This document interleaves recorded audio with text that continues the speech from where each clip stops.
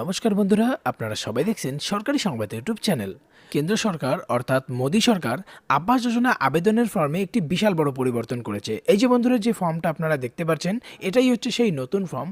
এবার বন্ধুরা, এই নতুন ফর্মটি ফিল আপ করলে আপনারা গ্রামীণ হোক বা শহরে হোক, একটাই ফর্ম। এই ফর্মটি ফিল আপ করলেই আপনাদের প্রথম কিস্তির টাকা আপনাদের ব্যাংকের অ্যাকাউন্টে ঢুকে যাবে। দেখুন বন্ধুরা, হেডলাইনে দেখুন পরিষ্কার করে বলে দেওয়া হয়েছে প্রধানমন্ত্রী Awas Yojana housing for all. হ্যাঁ বন্ধুরা, এটা কিন্তু সবার জন্য, আপনি উরবান হোক বা রুরাল, সবার জন্য এই একটাই ফর্ম। এই ফর্মটি আবেদন করলেই আপনার ভোটের আগে কিন্তু প্রথম কিস্তির টাকা অথবা আপনাদের সার্ভেটা কমপ্লিট হয়ে যাবে। তো বন্ধুরা, আজকের এই ভিডিওটিতে আমি আপনাদের এটাই দেখাবো যে এই নতুন ফর্মটির কোথায় কি লিখতে হবে, এই ফর্মটি ফিল আপ করার জন্য আপনার কি কি ডকুমেন্টসের দরকার পড়বে এবং ফিল আপ করার পর এটা কোথায় জমা করবেন, জমা করার সময় কি কি ডকুমেন্টসের জেরক্স কপি আপনার জমা করতে হবে, সবটাই আপনাদের এক এক করে বুঝিয়ে বলে দেবো। অবশ্যই কিন্তু ভিডিওটিকে প্রথম থেকে শেষ পর্যন্ত দেখবেন।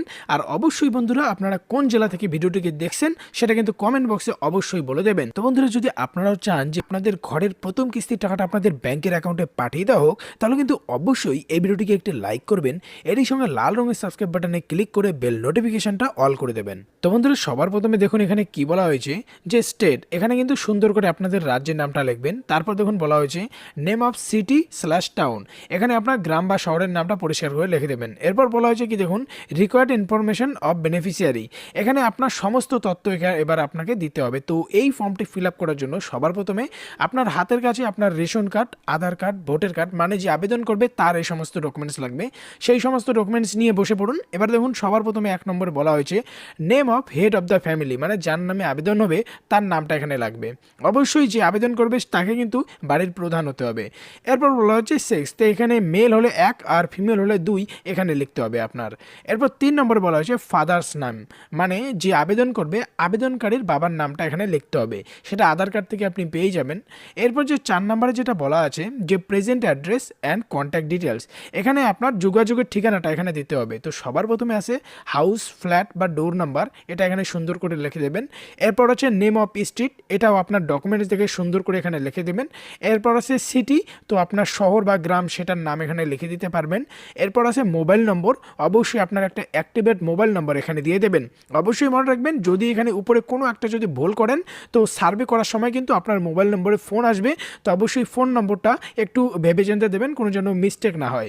এরপর দেখুন 5 নম্বর বলা হয়েছে পার্মানেন্ট অ্যাড্রেস, তো যেহেতু যদি আপনার আগের অ্যাড্রেস আর এটা অ্যাড্রেস যদি সেম হয় তো এখানে শুধুমাত্র ডু লিখে দেবেন, তাহলেই হয়ে যাবে। এরপরে দেখুন 6 নম্বরে কি বলা হয়েছে, 6 নম্বর বলা হয়েছে ownership details of existing house, মানে বর্তমান যে বাড়িতে আপনারা থাকছেন তো সেটার ডিটেলস এবার দিতে হবে। যদি নিজের হয়ে থাকে তাহলে 1 লিখতে হবে, যদি আপনারা ভাড়া থেকে থাকেন তাহলে 2 লিখতে হবে, আর যদি অন্য কোনোভাবে আপনারা বসবাস করতেছেন তো সেক্ষেত্রে আপনার 3 লিখতে হবে। এরপরে দেখুন 7 নম্বরে বলা হয়েছে যে type of house based on roof type, মানে আপনারা যে ঘরে আছেন সেই ঘরটি কীরকম, পাকা ঘর নাকি অর্ধেক পাকা নাকি কাঁচা তিরপল দিয়ে ঘেরা আছে, দেখুন সেটা বলা আছে। তো 1 নম্বর, 2 নম্বর, 3 নম্বর যেটা হবে সেটা এখানে লিখে দেবেন। এরপরে দেখুন 8 নম্বর বলা হয়েছে number of rooms in the dwelling unit excluding kitchen, মানে রান্নাঘর সহ আপনার ঘরে টোটাল কয়টি রুম আছে বা কয়টি রুম লাগবে সেটা এখানে লিখে দেবেন। এরপরে দেখুন কি বলা হয়েছে আধার কার্ড ইফ নট অ্যাভেলেবেল, যদি আপনার আধার কার্ড থাকে সেক্ষেত্রে আপনার আধার কার্ডের যে নাম্বারটা হয়ে থাকে সেই নাম্বারটা এখানে দেবেন, আর যদি আধার কার্ড না থেকে থাকে সেক্ষেত্রে আপনার ভোটার কার্ডের নাম্বারটা দিলেও এখানে হয়ে যাবে। এরপরে দেখুন কি বলা হয়েছে number and age of family members, মানে আপনার পরিবারে কয়জন সদস্য আছে এবার তাদের ডিটেলসটা দেখতে হবে। সবার প্রথমে নাম দিতে হবে, তারপর যে আছে তার জেন্ডারটা দিতে হবে, মেল না ফিমেল সেটা দেবেন। তারপর তার বয়সটা আধার কার্ড ভোটার কার্ড অনুযায়ী ক্যালকুলেশন করে দিতে হবে।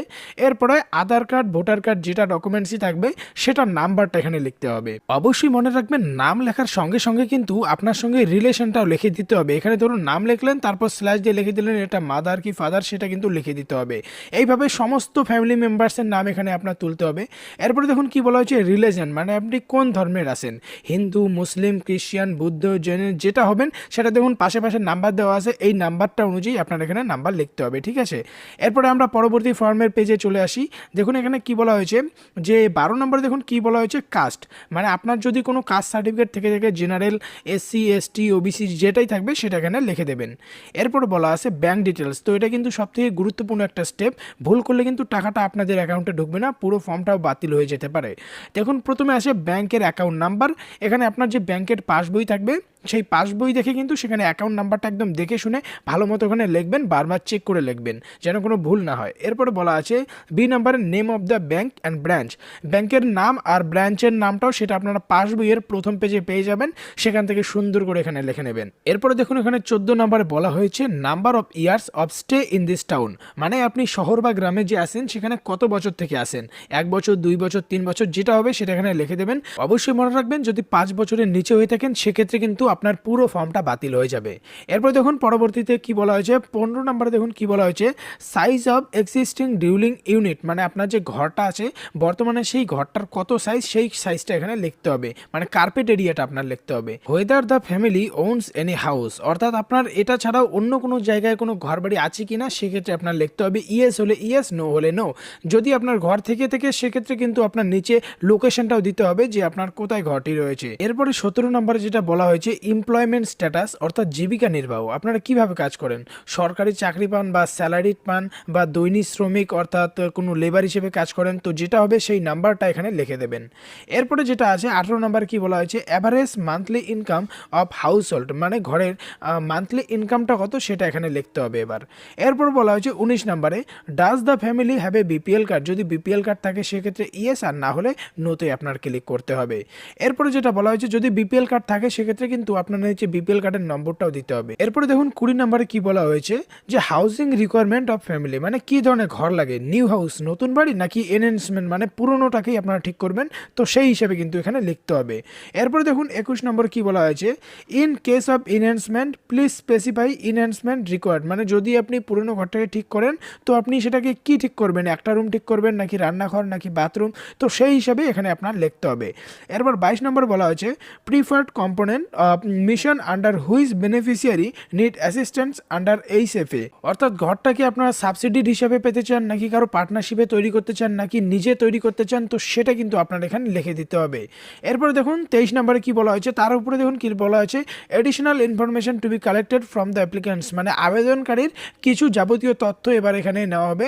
যেমন প্রথমে বলা হয়েছে মার্শাল স্ট্যাটাস অফ অ্যাপ্লিক্যান্ট, মানে যদি বিবাহিত হয়ে থাকে তো সেটা স্ট্যাটাস দিতে হবে, ম্যারিড আনম্যারিড বিধবা কোনটা সেটা এখানে আপনার লিখে দিতে হবে, এখানে নাম্বার দেখতে পারবেন।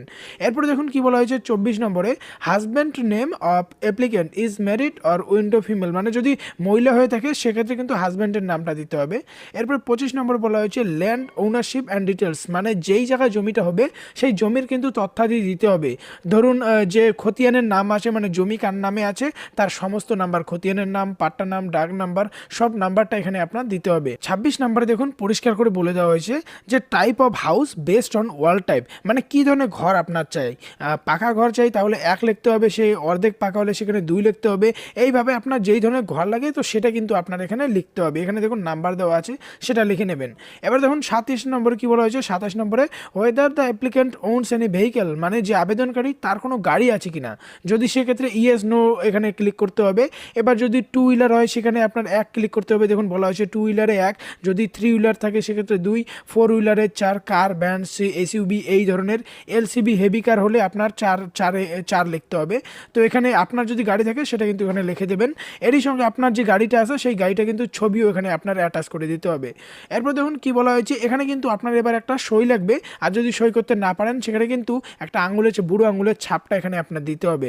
এরপরে দেখুন কি বলা হয়েছে for office LLB use only, এখানে কিন্তু আপনার কিচ্ছু লিখতে হবে না, কিন্তু এবার কিন্তু আপনার সমস্ত যে ডকুমেন্টস আছে সেই ডকুমেন্টসগুলো এবার অ্যাটাচ করে আপনার সাবমিট করতে হবে। বন্ধুরা এই ফর্মটি পুরোপুরি ফিল আপ হয়ে যাওয়ার সঙ্গে সঙ্গে কিন্তু এবার আপনাকে প্রধান পঞ্চায়েতের কাছ থেকে আপনার বাসিন্দা সার্টিফিকেট, ইনকাম সার্টিফিকেট, এরই সাথে আধার কার্ডের জেরক্স কপি, প্যান কার্ডের জেরক্স কপি, ভোটার কার্ডের জেরক্স কপি এবং আপনার 2টি পাসপোর্ট সাইজের ফটো লাগবে। যদি কোনো গাড়ি থেকে থাকে সেক্ষেত্রে গাড়ির যে আরসি কপি হয় সেই আরসিটার একটা জেরক্স কপিও আপনার জমা করতে হবে। আর বন্ধুরা এই সমস্ত ডকুমেন্টস একসঙ্গে অ্যাটাচ করার পরে কিন্তু আপনাকে এসডিও বা বিডিও অফিসে গিয়ে জমা করতে হবে।